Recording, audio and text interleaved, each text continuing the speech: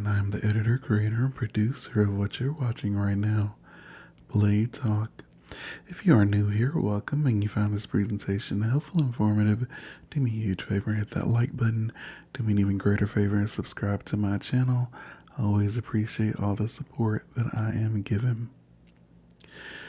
So, have you heard of Jews that reject the Zionist movement? And I'm not talking about your secular Jews that don't even believe in God or the Torah, etc. I mean devout religious Jews that some Muslims, Free Palestine movements, some terrorist organizations parade around. They have the long beard, the black hat. They observe Shabbos. They're religious Jews, and yet they're anti-Zionists. Who are these individuals, and why are they aligning with our enemies? Stay tuned to find out. Let's hit that intro and let's begin.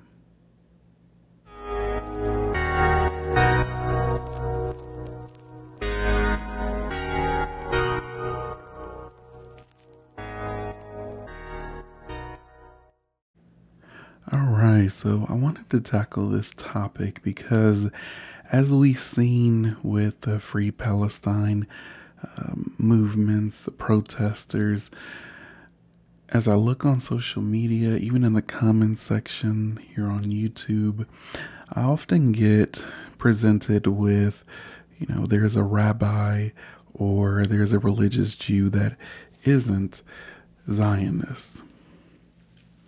And they use these specific Jews as a way to give more credibility to their cause. So I wanted to address those Jews and who they are more specifically. Now, as we all know, disagreements among Jews are nothing new. For every 2 Jews, you may get 3, 4, or even 5 different opinions, right? Still, most Jews agree that the presence of a Jewish homeland should exist. There are a couple groups that do not believe this. Among them are a popular group called the Neturei Karta, which I will discuss momentarily. These are the Jews that Muslims and other anti-Zionist groups like to parade around to show that you can be Jewish and not Zionist. Now, of course, it seems like an oxymoron. How can a religious Jew be anti-Zionist? It is one thing to say that secular Jews that don't care about God, the Torah, Shabbat, etc. are anti-Zionist, but surely the religious Jews should all be Zionists, right? Not exactly. Now, most of us know that longing for Zion is embedded in our cultural and spiritual DNA. So let me start at the beginning. Early Zionist leaders were largely secular and concerned with the practical realities of building a home for Jews amidst all the anti-Semitism that was going around. For them, spiritual liberation depended on the Jewish people's physical liberation. However, devout Jews wrestle with the idea of building a Jewish state. While many religious Jews saw deep spiritual value in the establishment of a modern Jewish state, others disagreed. Shocker, right? Zionists believed that the establishment of a Jewish state was a miraculous step forward in ushering in the coming of the Messianic era. Religious anti-Zionists think we have it all wrong. They claim that only the Mashiach can rebuild the Jewish homeland. Their premise is that we are in exile by divine decree and may emerge from exile solely via divine redemption.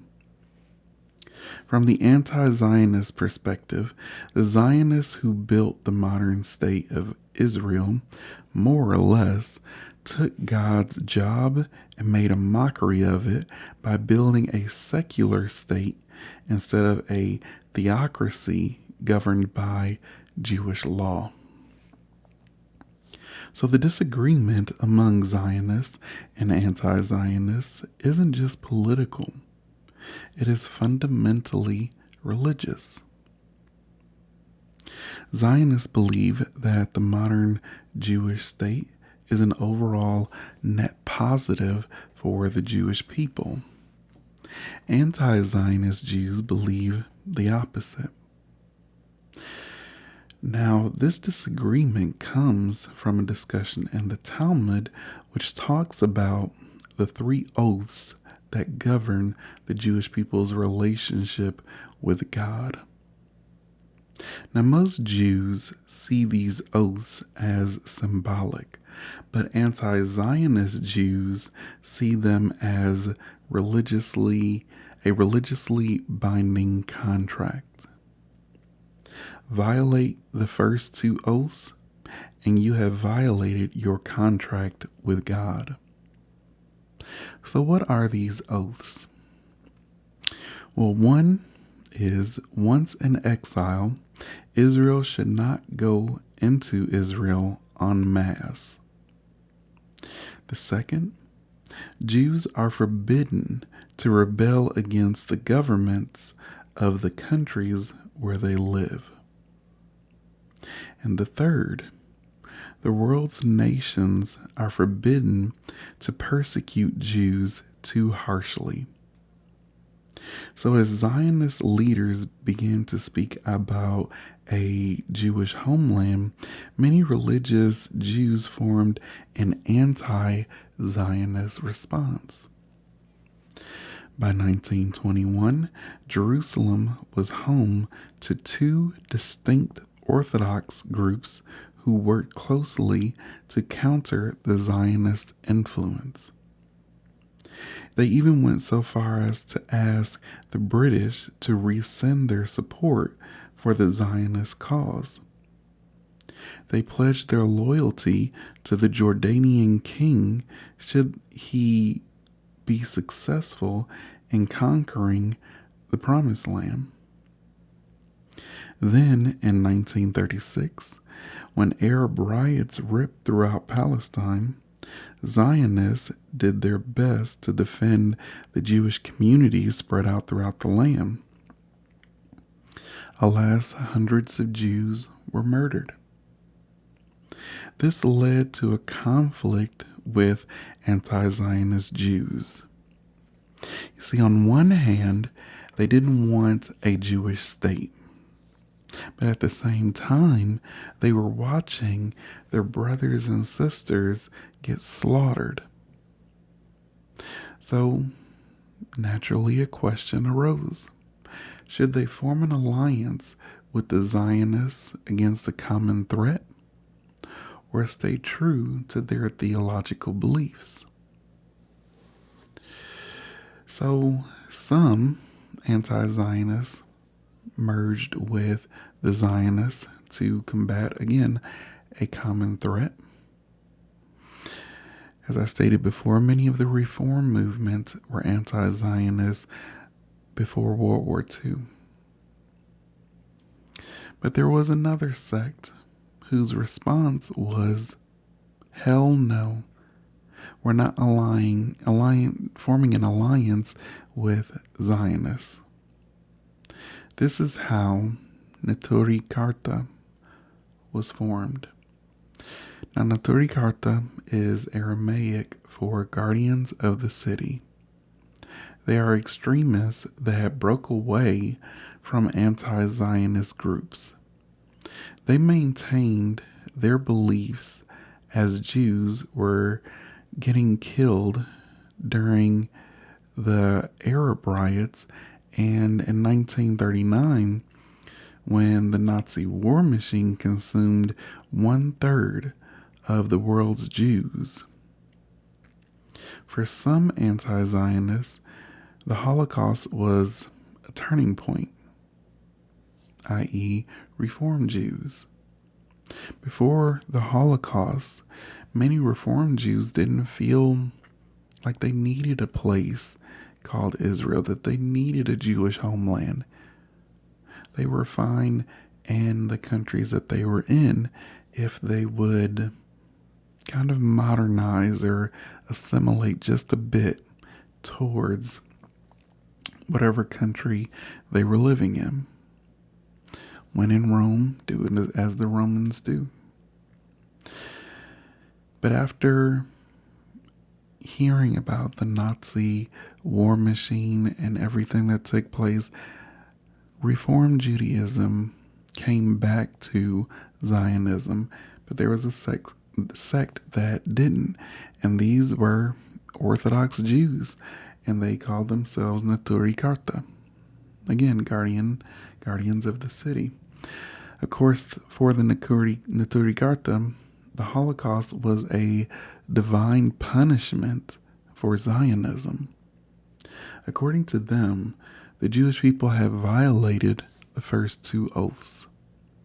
They fled to Israel en masse, albeit to escape persecution, and they rebelled against British rule. This isn't just the thought process of Neturei Karta. There is at least one other Orthodox sect called Satmar Hasidim, which also believes that the Holocaust was divine punishment for Zionism. Even this sect, though, rejects Neturei Karta, whether religious, secular, Zionist, or anti-Zionist. The majority of the Jewish people think that the Neturei Karta are flat out insane. Reason being is that though we can have a theological debate on whether there should be a Jewish state, the Neturei Karta takes a step further and sells out Jews to our enemies. Selling out Jews to our enemies is the entire Neturei Karta's MO. Despite their best efforts, Israel became a state on May 14, 1948. There were many Arab countries that declared war on Israel at that time, and Israel won.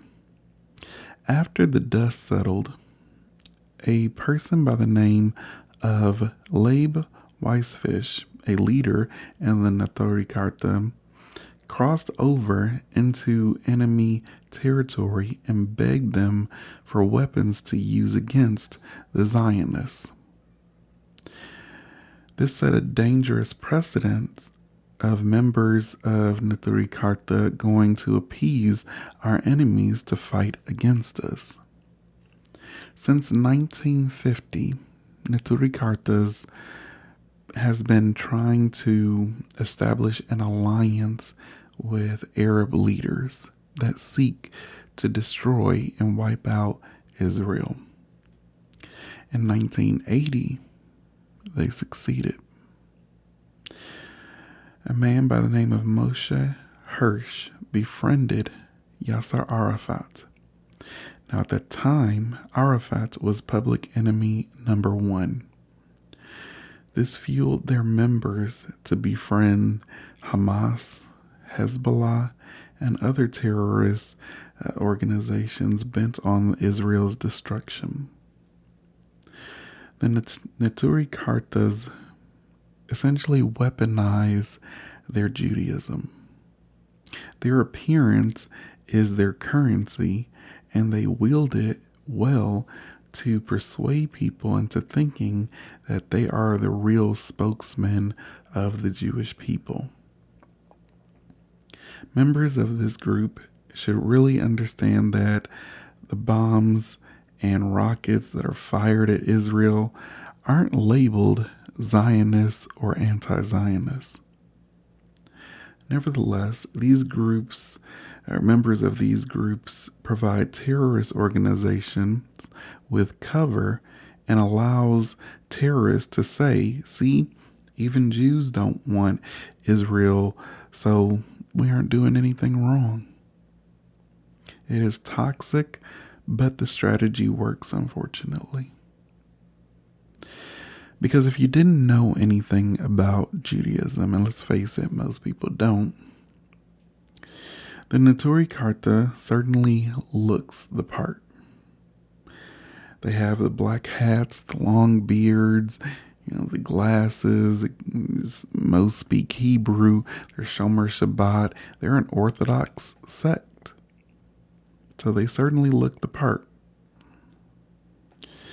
You would come away thinking that they represented Jews as a whole.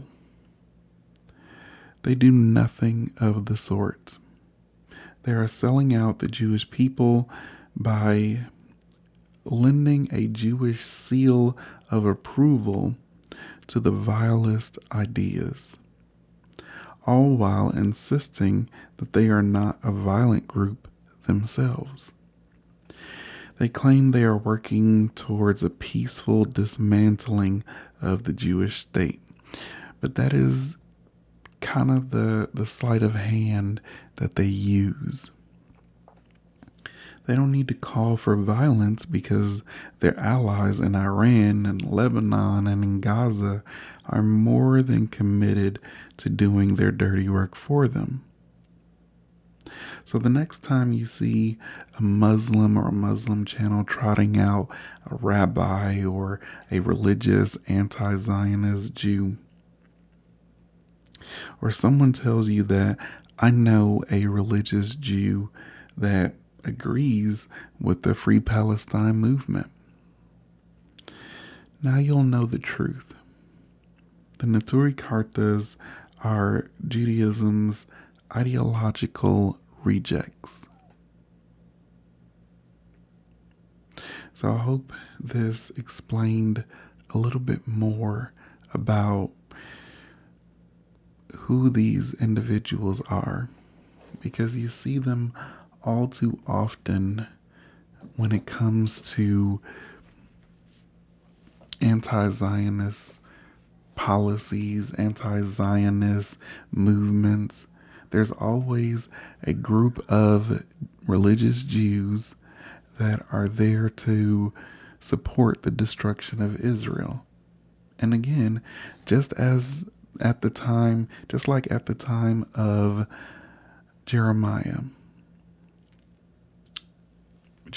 was facing religious Jews. When Jeremiah was urging people not to go to war, God is not with us, don't do this. It was religious Jews that was saying, no, we can go to war, we can take down Babylon, etc. These are religious Jews. I mean, the beard, the hat, they look the part, they speak Hebrew. These are religious Jews, and it's no different to today. You've always had Jews that go counter to our best interest. And right now is no different. So don't be fooled by a small minority just because they dress a certain way, they talk a certain way, they appear on, Islamic channels, or you see terrorists parade them around trying to get some kind of validity to their movement. Don't be fooled. They are widely rejected by 98%. I don't care if you're religious, Zionist, secular. They're widely rejected. And they're weaponizing their Judaism to give credibility to terrorist organizations. And yes, indeed, it is very sad. And yes, indeed, it is very hurtful. And it is an act of betrayal. But unfortunately, it's nothing new to Jews as a whole. So if you found this presentation helpful and informative, do me a huge favor and hit that like button. Do me an even greater favor and subscribe to my channel. Always appreciate all the support that I am given. Thank you all so much for tuning in to Blade Talk. Be good to yourselves, be good to others, and until the next Sunday, you all take care. Shavua Tov.